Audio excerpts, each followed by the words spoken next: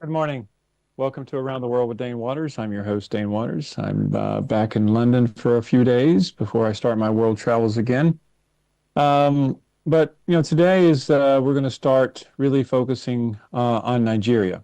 People ask, the show's based in Nigeria. Why do you talk about this stuff around the world? And as I always talk about, it's that we're one big global community, and everything that happens in one part of the world impacts another part of the world, especially Nigeria.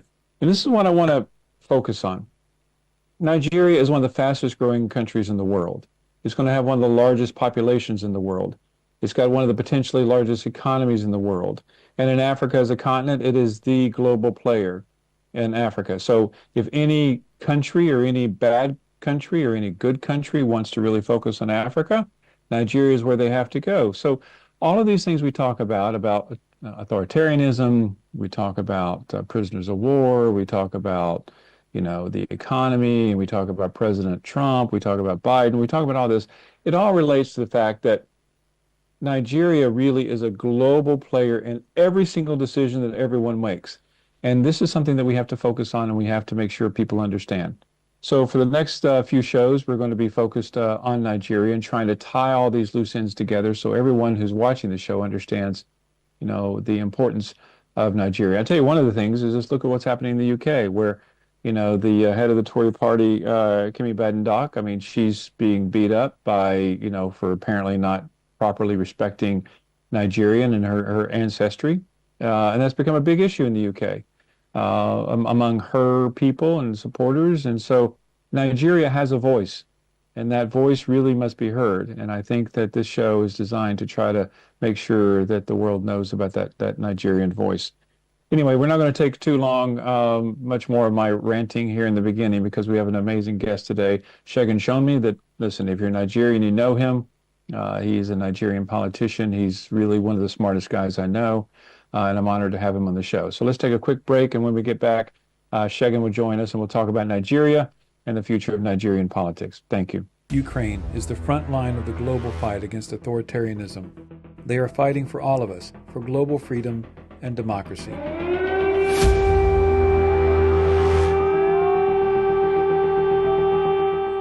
But the war won't be won just on the battlefield. We must support the children, the parents, the wives, the medical professionals, the POWs, the local and regional governments, and the soldiers who have all suffered from the evil of authoritarianism.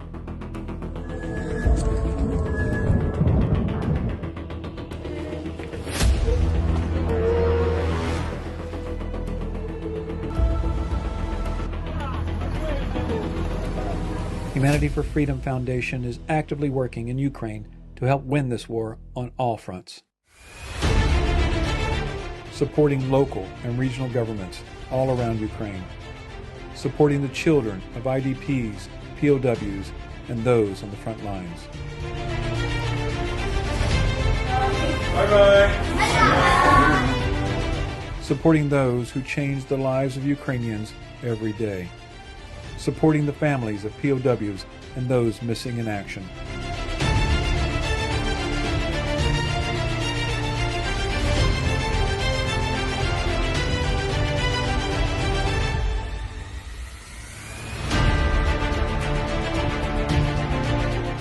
Supporting regional and military hospitals with specialized equipment for those who have suffered from the war.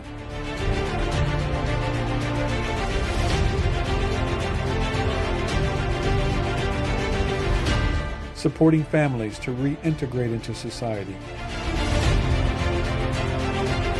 None of this can be done without our partners all across Ukraine, and especially organizations like the Humanitarian Hub. What we do globally is that we try to support those that are on the front lines in fighting against authoritarianism. But our organization and me personally strongly believe that the front lines for this fight for global freedom and democracy and fighting authoritarianism is here on the front lines in Ukraine.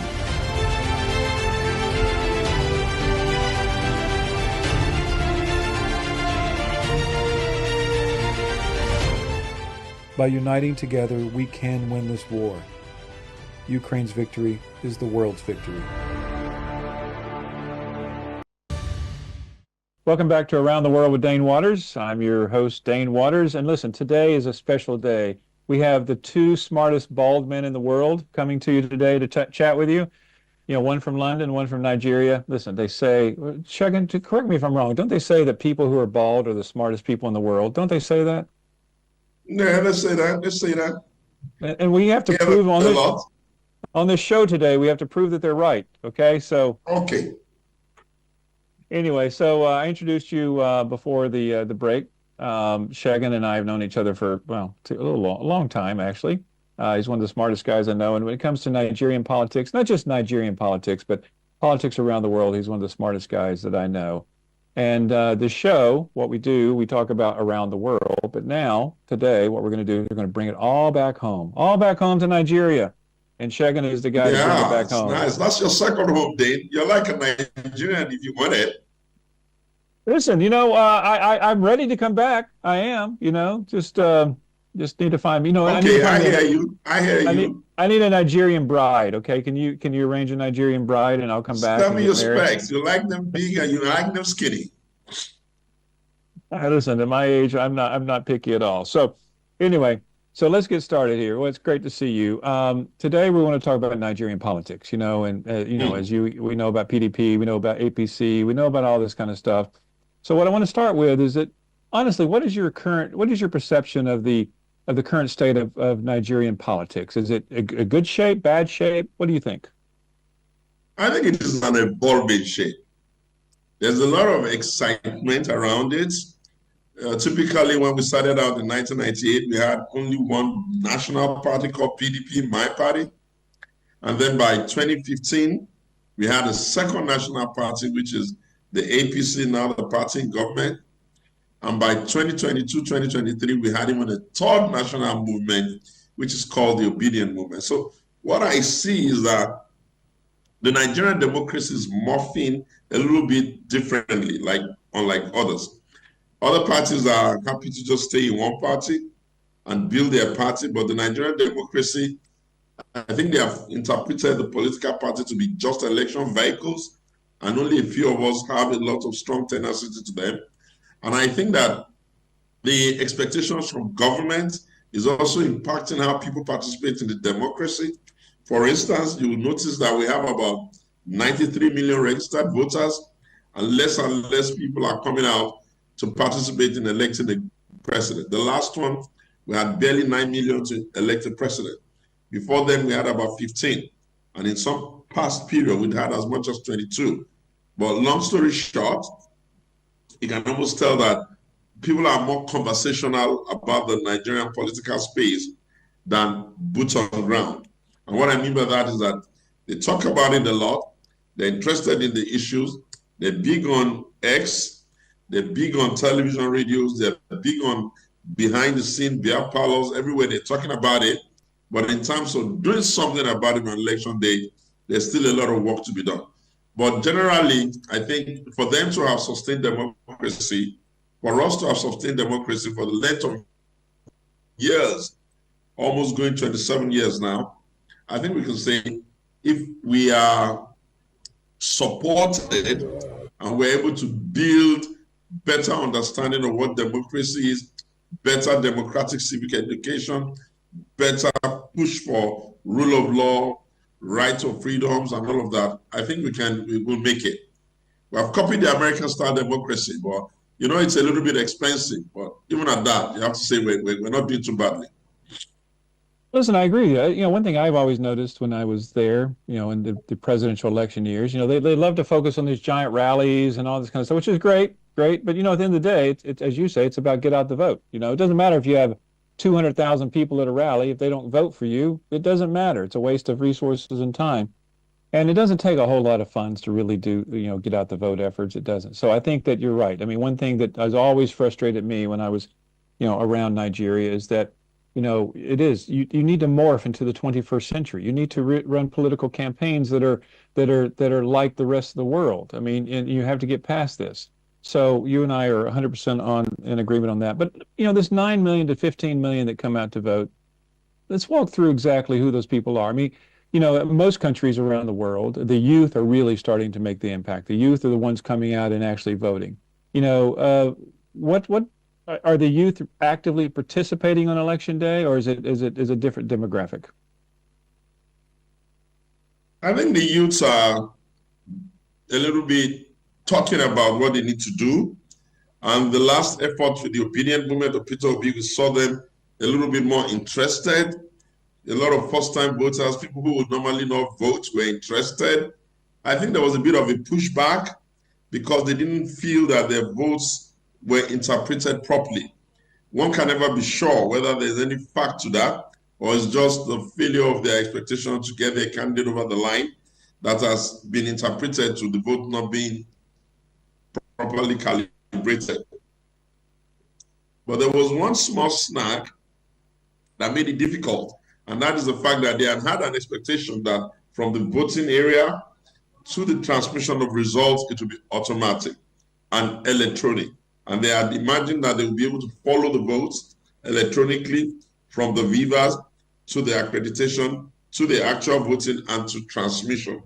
That didn't happen. The transmission was done manually, with the law allowed INEC to do. And I think that kind of like discouraged them a bit. But you can tell that young people are interested, but they just need to be a little bit more persistent. You can't change in one day. You have to accept that democracy is a long haul and that the conversation has to be continuous and that we need to figure out a way to get more from outcomes. When people don't feel that they're being served as they should be served by their leaders, some of them tend to want to stay away. A bunch of them seem to want to be paid, like vote buying, monetization of the process, and a great number of them just say, no, I can't be bothered. The vote doesn't count, so I'm not going to bother. But we're working on it. I must tell you, my friend Dane, I've started a new movement called The Alternative, which is to take the conversation back to the people, to re-educate them on what democracy really means, and to let them understand that the promise of democracy is what makes the lower rung of the ladder, the poor people or everybody in the country, have a voice as to how we select who's going to lead, and that they cannot be discouraged because even the world itself requires people that have a lot of staying power and tenacity. But yes, young people are interested.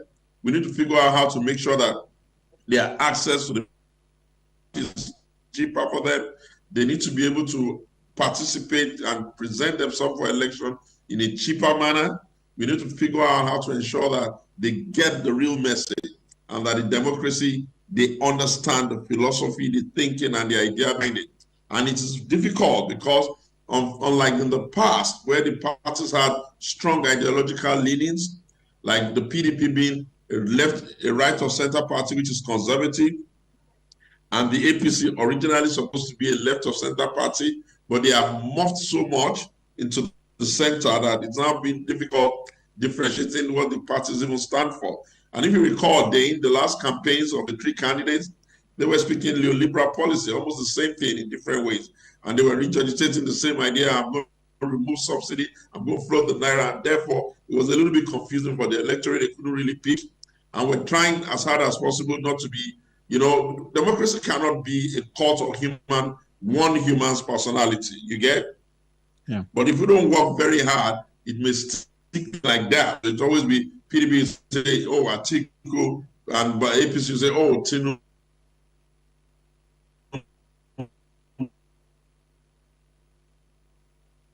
And whatever else. And younger people are getting older, more matured, more interested in the issues. And so it's a work in progress, Dane. Like, it's a work in progress. And most of the time, they think they are experts in what they don't know anything about. One of the reasons why the democratic experiment is not giving them the kind of numbers and the kind of results you get from the Americas, you get from even Brazil and some of these other nations is because Nigeria is one interesting country. They think they are experts even in things they don't know. So they bring in an expert and they won't even let the expert do the job. So this, Listen, that's I how know that. I see it. And so you must pity me, Dane, because you know how far we've always worked about this. I'm still here. I don't have a place to run to, unlike you. I'm stuck in Nigeria and I'm pushing as hard. But I feel that slowly but gradually, continuous failures and frustration is going to force them to learn. And I just pray that all our partners that we look up to, America and UK and all of them, I pray that they give more investment into voter education and into citizen, orientation. And that way we'll be fine. Well, listen, it's impressive. I mean, what you're doing with your new movement is very impressive. And what people have to understand is that, democracy is messy, number one, but with democracy, you must be patient. I mean, I dealt with the same issue in Lebanon where, they really wanted to change this last election cycle. Finally the youth came out and they voted. And then when the members of parliament went in, they didn't vote the way they wanted to. And they said, oh, I give up. The system is flawed. The system is corrupt. It takes time. Listen, it takes time and people have to be patient. Instant gratification in elections is not the answer. It's just not going to be. And the thing about democracy, here's the thing about Nigeria. Because it is such an important country in the world, and you see, what we've talked about on the show here is that the world is a mess, okay? You got Russia, you got China, you got Iran, you got the United States, you got all these countries trying to divvy up the world, new colonialism, if you want to call that in many ways, but just not the same as it was before. Nigeria's in their crosshairs. And so it's important, more so now than ever, that democracy be as strong as possible in Nigeria before all these bad actors come in and start trying to manipulate everything. And then Nigeria, before we know it, will be run by people who clearly don't care about democracy, who want to take Nigeria back to an autocratic rule, and it will be a mess for everybody. So it is something that we have to work on. So tell me a little bit more about your movement. I mean, we have the new election. Well, not a new election. What, 3 years is the next election? 2 years? When's the next election there? 3 years? 2 years plus. 2 years plus. So what is your goal for, this movement? Is it designed to help get voter turnout? Is it help to help people understand the importance of participation, or what's your goal? Dane, there are about 4 things that I'm thinking about. The first is to try to educate the people on the dangers of selling the votes by trying to let them understand that the only day where the electorate is king is on the day of the vote, where he has to weigh in on who he wants and who he wants to punish. And to try and tell them that selling that for the pittance they sell it is a very bad deal. The second thing is that I'm trying to beg them not to give up on democracy and not say, oh, we're done. Like you can see what's happening in Mali. You can see what happened in all of our borders. Most of them now going back to military dictatorship because people are just feeling frustrated that they're not properly served. I want to try and let them understand that a problem that 200 people can't solve will not be solved by only 5 yappity-yap military officers. So that's the other one I'm trying to let them understand is that at the end of the day, all that really matters is for you to ask the right questions on time. It's not enough for people to come on the table with cliches, oh, change, oh, renewed hope, and all of those cliches without you digging deep to ask a question. And the reason why that is so, Dane, is because I found out that they will do kumbaya for a leader today, and 30 minutes, 40 minutes, 3 months afterwards, they're very upset with him. And it always seems that in Nigeria, they love the president that they said they hated, immediately a new one comes on board. So they didn't like Obasanjo, then they wanted Jonathan. Then they didn't want Jonathan, they wanted Obasanjo back. Then they wanted Jonathan, then they didn't like Jonathan, they wanted Buhari. Then they got Buhari, they wanted Jonathan back. Then they didn't like Buhari, they wanted Tinubu. Now they don't want Tinubu, they want Buhari back. So I see that the major challenge for that is that they don't ask the questions before the day of the vote. So it's like they're listening to the cliche without even interrogating the how, the why, the when, and what's the need for them. I'm trying to do that. And then the most important reason is that I'm trying to let them understand, if you have not loved and not appreciated the people we brought for you as your leaders, now you do the extra work of finding us who the candidates you want. So I'm trying to tell them, you can look around you and throw up the type of candidate you want to serve you. Then we'll take it up on the alternative and move it. And I'm trying to tell them it's just to increase everybody's participation in democracy. And then obviously at the right time, we'll see we're doing the polling. I'm going around and doing all of the polls, administering the questionnaire, taking in what exactly they want to say, listening to them more, having the conversation, ensuring that we can be one country. Because I see a danger in the democracy we're practicing now, where people are trying to go back to their tribal fault lines, is Yoruba, is Hausa, is Fulani, is Igbo, and all of that. And I think that that's dangerous, especially because of the thing you said earlier on, which is that territorial power commanders, those who are interested, China here, Russia here, America here, everybody that is now basically struggling to recreate a new world order based on the fact that technology is now beginning to push the boundaries, the things that we used to hold very strong before that normalizes us and humanizes us, is all getting dissolved. Nobody's sure whether you're a man or a woman or you are not disclosed, he for she for he. That's serious for Africa. People are not exactly clear what exactly the role of God, which is very serious for Africa. A lot of things that we believe artificial intelligence is bringing about, the world needing a new set of skills. Nigeria is not exactly fully ready to be able to play there. And so these are the kinds of issues we're doing there. And I can tell you, Dane, I've done the zonal conversation. You will understand what I mean. I've been to Jos to do the one for the Central. I've been to Bauchi to do the one for the Northeast. And in a couple of days' time, I'm going to be in Kano to do the one for the North Central. Oh, yeah. And then afterwards, I'm going to start the focus groups and just have the conversation. I'm going to do the best I can.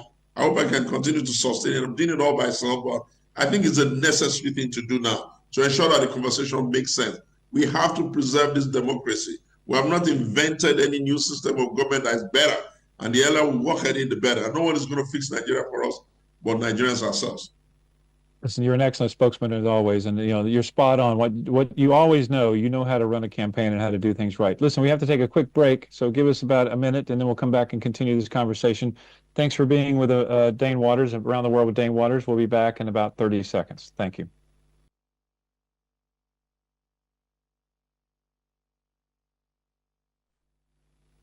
Welcome back to Around the World with Dane Waters. I'm your host, Dane Waters, and as we've talked about, I'm very honored to be here with Segun Showunmi. He's a Nigerian politician. He's I don't even, listen, calling him a Nigerian politician, I don't necessarily think is the best thing to call him because, he really is smarter than that.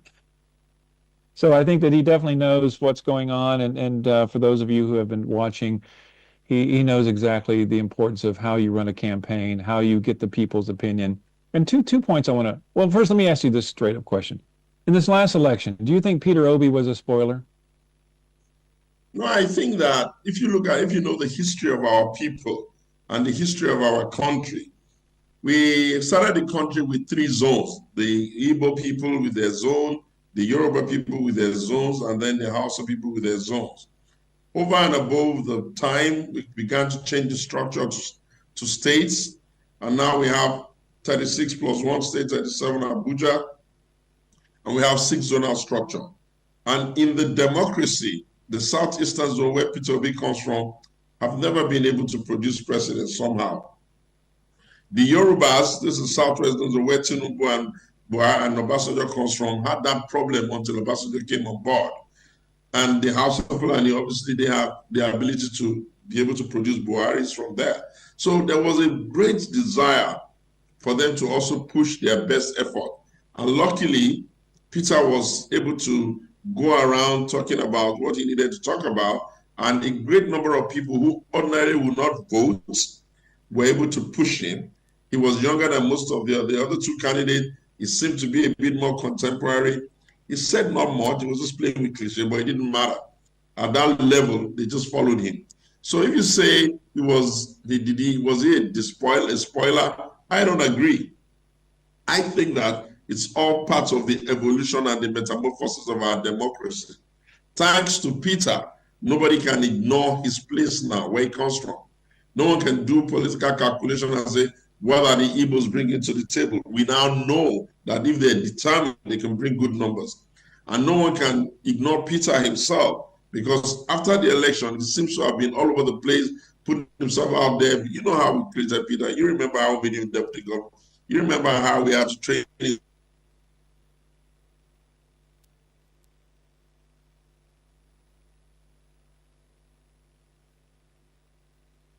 Lost you there, man. Hopefully you're coming back.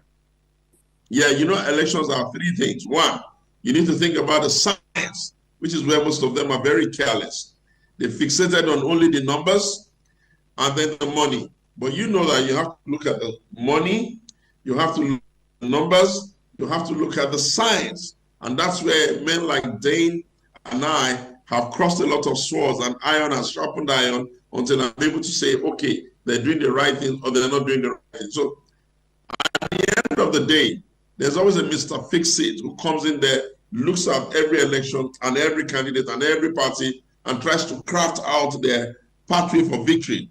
Oftentimes than not, they don't get that magic, they don't get that mathematics. And so they just run in there on their emotions.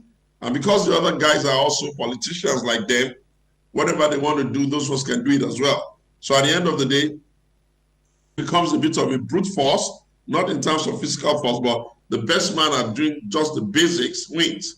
And then those who are excitably expecting to win don't win, and then they start going, oh, I've been cheated, just like what you saw in Lebanon. That's what's happening there. I pray he has learned a few lessons. I'm sure he knows that he has to collaborate because he can't carry that burden by himself. It's not going to happen. The new man who's in charge of the country, that's President Bola Tinubu. He's a sure politician. He understands political strategy. He's very big on research. He's very big on the kinds of guys that you and I know to think through his campaign philosophy. And I think the greatest thing that puts further to his peeps is when he was able to still return Buhari in the second term. Because in the first term in 2015, all of them were on the same table. All the generals were on that table. But by 2019, everybody had left. And they were with Atiku. And you had a thing or two to do with that campaign. And in spite of that, Bola Tinubu still stayed with Buhari, and they still were able to tip over. So you kind of like say, oh, that's not the kind of guy you go into an election with and start thinking, oh, it's easy to defeat. Bola Tinubu is a bit like the Donald Trump of Nigeria. It's not very easy to defeat. You need to really be working very hard. You really need to know your onions if you're going to defeat him. But what I fear happening is that most of our friends, you and I, the ones we know, are too set in their ways. They're very lazy. They don't want to put in the hard work. They're looking for miracles, and I don't play like that. Well, listen, I want to point out that. I mean, what happens, what I've noticed in Nigeria, listen, I saw it in Ghana during the presidential election there. You know, I went over there for a couple of meetings, and great people. They're very nice people, but they live in their own little echo chamber. They think, oh, well, I know what the people want. I know what that's the problem. That's always I the know, problem. you know, I'm going to create this tagline, you know, to sell to the people because it sounds good to me. And I'm like, listen, everyone, you're in your own echo chamber. You got all these voters out there. You need to listen to these voters. And you listen, you're spot on. You're going around the country. You're talking to people. You're trying to figure out what's going on, and that's what these campaigns need to do. And this is, you know, the only way you're going to win an election in any country, especially in a country like Nigeria, is that you do your research. You understand what the people want, even though it may not be what you believe. It doesn't matter what you believe because you're voting for yourself. You need to get all those other voters. So listen, sadly, we have to go here. I love our conversations. I want to continue this. After the first of the year, I'd love to have you back on. Let's take a deeper dive into this. I may even come to Nigeria and we'll do it in studio. And what do you think, man? That would be lovely. Otherwise, I might even come into London and we just do. But Dane, before you run off, what do you think is going to happen with the United States when Trump comes on board? Will democracy be helped or will democracy be broken? Oh my God, it's a good question. I think that Trump is going to definitely shake things up. Now, is it for the better or the worse? Depends on your political philosophy, but he's going to shake things up. And so I think, listen, America as a democracy is strong enough to survive no matter what happens over the next 4 years. We will survive. It may be nasty. I mean, listen, he could be the greatest thing in the world. Who knows? I mean, you know, I'm not necessarily a Donald Trump fan, but you know, we'll see the proof. But you know, I'm a Donald Trump fan, right? You know, I like the energy. I know. Listen, you are just, you know, listen, you're the epiphany of Donald Trump, okay? You're the Nigerian version of Donald Trump. And listen, but the thing with you is that, you know, you want to shake the tree, and shaking the tree is good. So we'll see how that happens.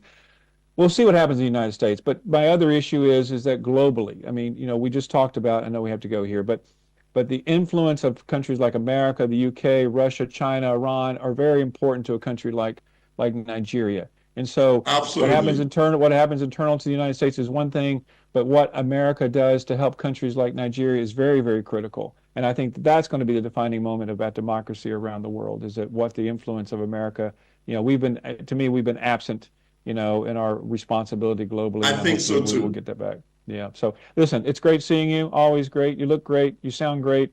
And good luck with all your efforts, and we'll talk soon. Anyway, thanks for being with Dane Waters, Around the World with Dane Waters. We'll see you next Tuesday. Thank you. All right. Have fun.